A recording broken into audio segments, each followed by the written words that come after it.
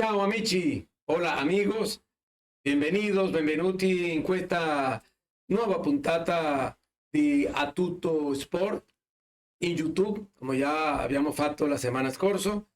Oggi insieme a Guido Roberti, Michele Bertocchi, Daniele Meroi in la regia e io sono Ramontoni, come sempre tratando di fare un po' di conversazione, di parlare dello sport calcio e tanti altri. Oggi parleremo della seconda partita della Triestina, che già Guido, specialmente che è stato presente con la trasmissione, Michele anche, parlare un po' di questa seconda partita della Triestina.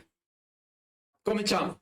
Ciao Guido. Ciao Ramone, ciao Michele, ciao a Daniele. Oggi è una puntata bellissima perché entrambi, sia Ramon che io, siamo con la voce non perfetta. Tutti e due, aria condizionata, tutte queste cose qua e quindi così. Però ecco dai, diciamo che non ci toglie il sorriso questo e nemmeno la sconfitta della Triestina ci toglie il sorriso. Devo dire la verità, mi aspettavo una vittoria, mi aspettavo un pareggio, mi aspettavo tutto perché una sconfitta, però il calcio è questo e come sempre serve equilibrio.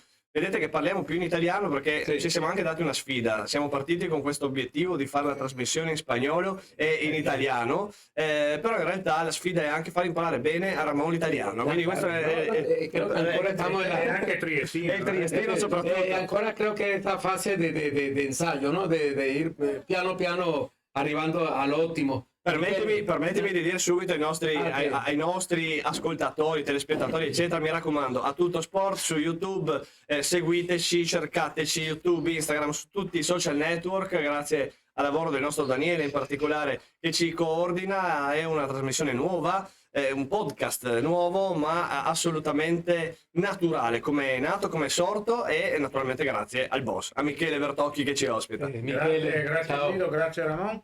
Un piacere rivedervi di nuovo qua. Partita, come diceva anche Guido, che ci si aspettava di più. Purtroppo è andata così. Amen. Ricordiamoci il basket dell'altro anno, quindi meno contestazioni, più applausi. Va bene arrabbiarsi, ma deve avere un limite. Quindi avanti tutta e speriamo che domenica ritorniamo con i 3 punti. Penso che prima di già essere in pieno con lo della Triestina, hai alcune altre notizie? Credo che la nazionale Under 17 che gioca qua a Trieste, algún altro sport? Guido? Beh, è una parentesi importantissima, sì, claro. Perché siamo proprio nel mentre di un'iniziativa è passata un po' inosservata, ma abbiamo per una settimana 4 grandi nazionali Under 17 a Trieste. Ricordate il caos sul terreno del Rocco? Ecco, poi sono stati fatti i lavori dell'erba ed era stato promesso un torneo. Adesso c'è, con queste 3 partite. La seconda giornata andrà venerdì in scena, venerdì 6, e poi lunedì ci sono l'Italia, campione d'Europa Under 17, il Portogallo, finalista dell'Europeo, sconfitto dall'Italia, era l'Italia di Camarda, quindi un'Italia fortissima, la Svizzera e la Spagna. La Spagna non ho dubbi che gli Under 17 spagnoli saranno i campioni, saranno i Williams e compagnia del futuro. Quindi al Rocco alle 20, anche venerdì e lunedì prossimo, con la Svizzera e la Spagna, super partita. Quindi aspettiamo anche al Rocco, ingresso gratuito. Che sarà oggi, venerdì e lunedì. Esatto, la nazionale Under 17. Per chi ci vede magari in podcast, eccetera, chiaramente già diamo l'appuntamento a venerdì. Ma insomma, noi contiamo di darvi un report anche su questo, perché anche nell'Italia ci potrebbero essere i campioni del domani, speriamo. Speriamo. Alcun altro sport? Sì, bravo che mi dai l'assist, doveroso anche dare in qualche maniera un augurio alla Pallanuoto Trieste, perché abbiamo tanto sport qua, Ramon, Michele lo sa benissimo. La Pallanuoto Trieste ha fatto il suo raduno nella mattinata di martedì con la formazione maschile. È il primo anno in cui non c'è una Prorecco Monster, quindi non dico che si possa ambiare allo scudetto, ma c'è comunque l'ambizione di tornare ad altissimi livelli. La squadra femminile si era già radunata e quindi un in bocca al lupo grande alla società del presidente Summer, che ricordiamo ha 3 squadre in A1, femminile, maschile e la squadra paralimpica. Anche per finire queste parentesi, in Italia molta allegria per le olimpiche, per le paralimpiche, l'attuazione d'Italia buona, no? Come no? C'è una medaglia di bronzo, Bortuzzo, è nato a Trieste.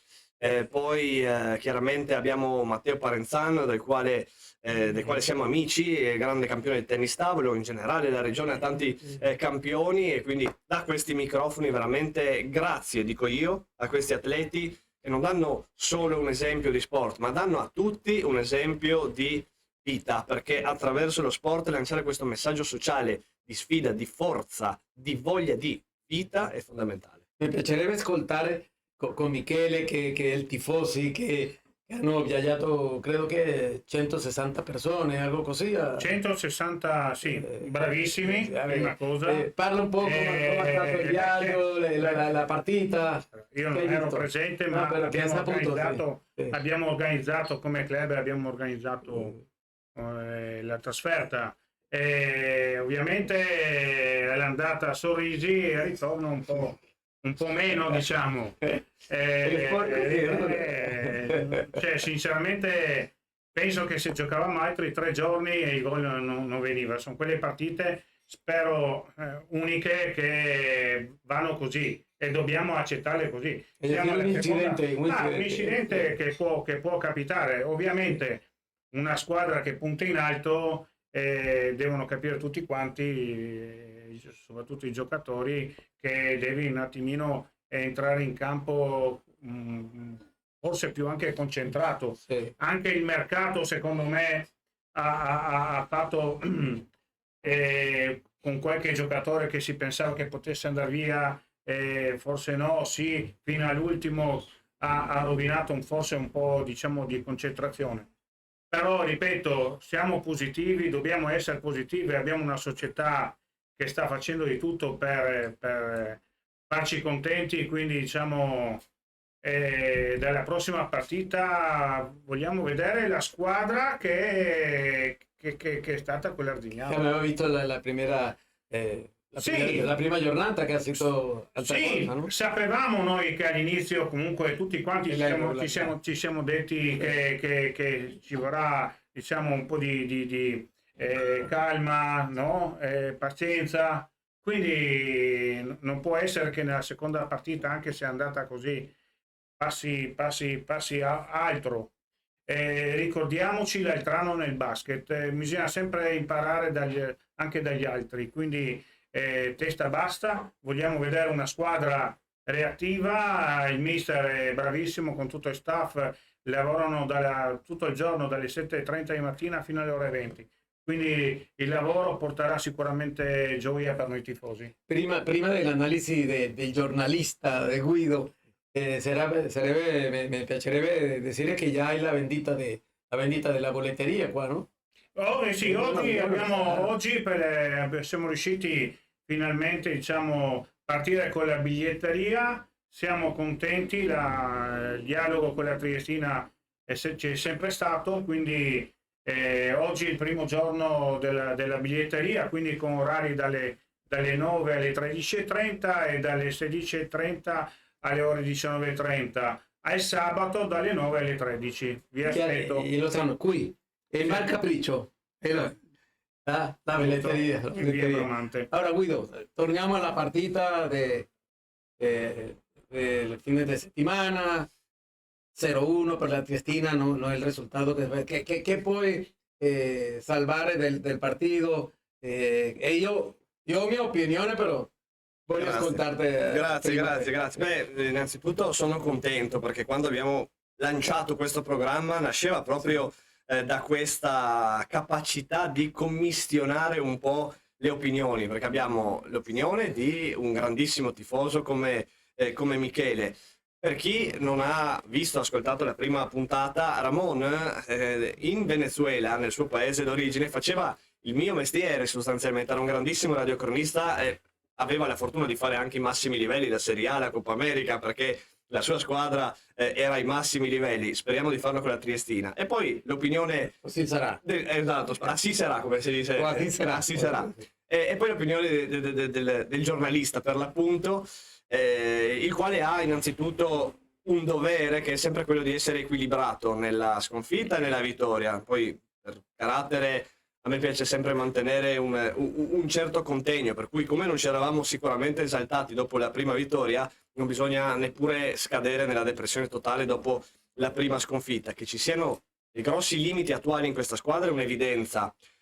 Sono rimasto molto attratto dalle dichiarazioni del mister e del tecnico Santoni e di D'Urso, perché è vero, anch'io a 7 mi ricordo quando giocavo, abbiamo fatto partite nella mia squadra in cui l'avversario era in 6 e si innesca uno strano meccanismo per cui davvero puoi incontrare delle difficoltà che non ti aspetti. Questo non giustifica il fatto che almeno un pareggino bisognava prenderlo, però è una squadra, se guardiamo, oltre la metà nuova comunque, e soprattutto che in estate non ha potuto lavorare assieme, quindi servirà molto equilibrio e gestione da parte della società, che a 360 gradi sta lavorando benissimo sulla parte tecnica sportiva, di avere l'equilibrio nel comunicare bene quelli che sono un po' gli obiettivi. Questa squadra al momento non è pronta per competere ai massimi livelli, ha bisogno di un po' di tempo di lavoro, bisogna limitare i danni in questa prima fase, sostanzialmente non scadere troppi punti dietro. Quanta partita ha fatto la Tiatina in questo lapso? Adesso 2 partite, abbiamo una vittoria e una sconfitta. No, 2, la pretemporale. È un 5-6 partite amichevoli. Serve ancora...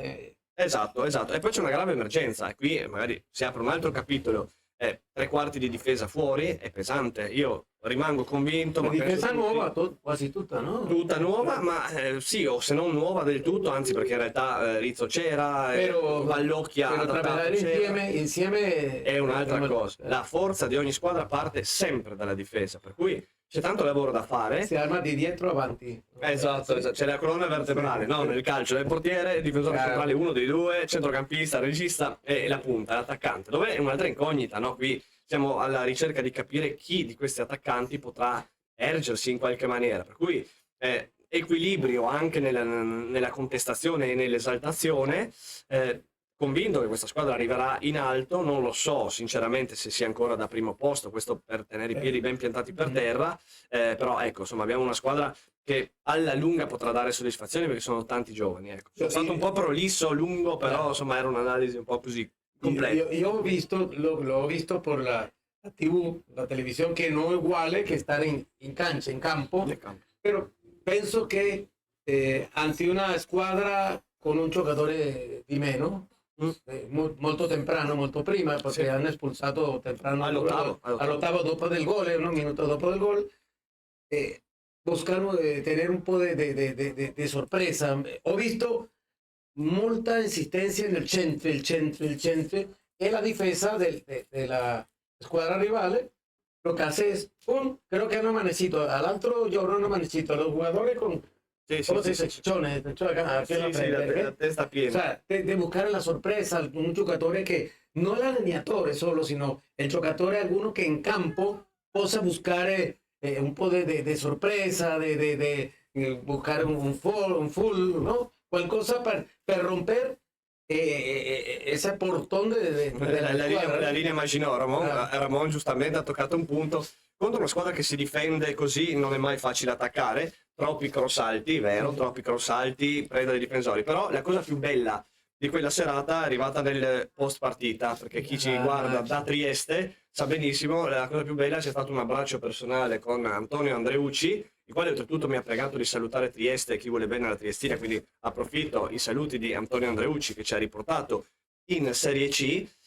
E mi ha spiegato che i 4 difensori che avevano, quindi Munaretto e Salvi in mezzo, Sin a sinistra e Bersi a destra, erano i 4 difensori che l'anno scorso hanno fatto vincere la Clodiense la Serie D con 14 reti subite. Questo per dire l'importanza di una difesa collaudata che si conosce. Quindi difesa, prima cosa da registrare, e saluto a Trieste di Antonio Andreucci. La prossima partita, Michele, la domenica con Caldiero Terme. Sì, la prima cosa mi è piaciuta la nuova iniziativa che ha avuto la società Porto un Amico, quindi chi era abbonato nel 2023-2024 può venire da noi e il costo avrà soltanto di 50 centesimi, quindi una bellissima iniziativa per portare gente in stadio. E per la partita di domenica voglio vedere, diciamo, l'atteggiamento sabato è stato si vedeva che era una squadra che non posso dire che ha rinunciato, non hanno trovato i meccanismi giusti per entrare a far rete. Come diceva Guido, difesa collaudata, e quindi speriamo bene, ma sono sicuro. Il futuro della Triestina è soltanto roseo. Mi pare che siamo... La settimana scorsa, già per finire, parlavamo di altro giocatore che potrebbe arrivare alla Triestina. Già si è chiuso. Concluso il mercato, questi siamo e questi saremo. Fino a che si può dire del Caldiero Terme, il rivale della domenica? Temibilissima, come la Clodiense, squadra neopromossa dalla Serie D, quindi corrono tanto, seconde palle pericolosissime, approccio iniziale. Bisogno di fare tutto lo meglio possibile. Serve cambiare registro, serve regalare una vittoria a Rocco per tornare subito, già con una vittoria ricambia il clima nuovamente, perché siamo tutti un po' umorali nel calcio. Il tempo non ha... Seguiteci su YouTube, tutto sport. Seguiteci su YouTube, a tutto sport. Grazie Daniele, Michele, Guido, a tutti voi che siano con noi e aspettiamo che vaya sumando, ¿no? di più la presencia de ustedes con nosotros. Así que grazie e sarà hasta la prossima settimana. Grazie e ricorden por YouTube a tutto sport. Ciao a tutti. Ciao a tutti.